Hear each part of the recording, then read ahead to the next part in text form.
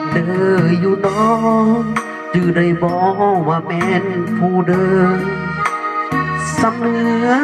สำเตอสุ่มเจ้าจือได้อยู่บ่ภาคเพลงถามข่าวคิดฮอดสมเจ้าคือว่าวสอสีวิสัยส่งเสียงมายามถามไทย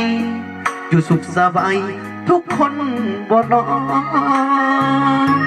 คิดฮอดทุกเมืองตอนอยู่สำเนือกินต้มหน่อไม้คิดฮอดบ่นิ้วเคยใส่ชื่อเสียงสอสีมีใส่ได้บ่คิดฮอดทุกคืน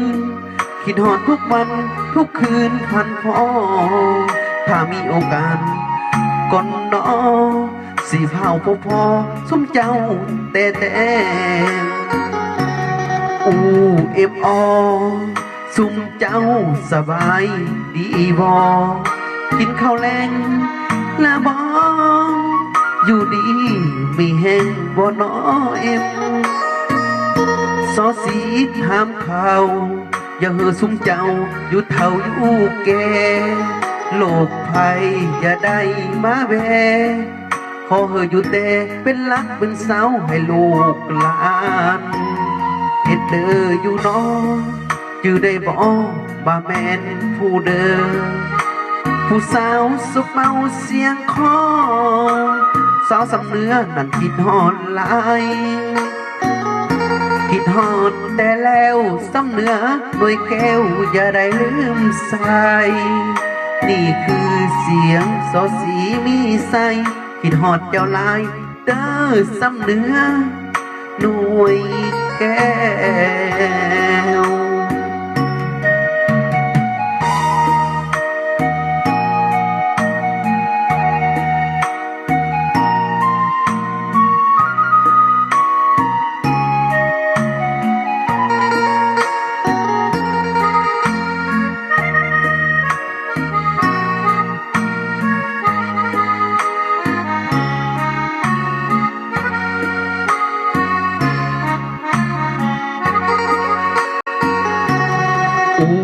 เอฟอ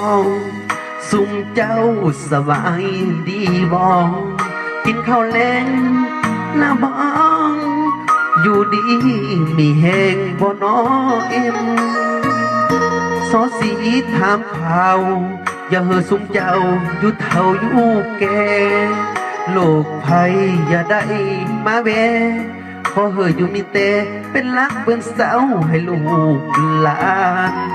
เฮ็ดเด้ออยู่น้องจือได้บอกว่าแม่นผู้เด้อผู้สาวสดเมาเสียงคอสาวสำเนื้อนั่นคิดฮอดหลายคิดฮอดแต่แล้วสำเนื้อหน่วยแก้วอย่าได้ลืมใส่นี่คือเสียงสอสีมีใสคิดฮอดเจ้าลายเด้อสำเนื้อหน่วยแก้ว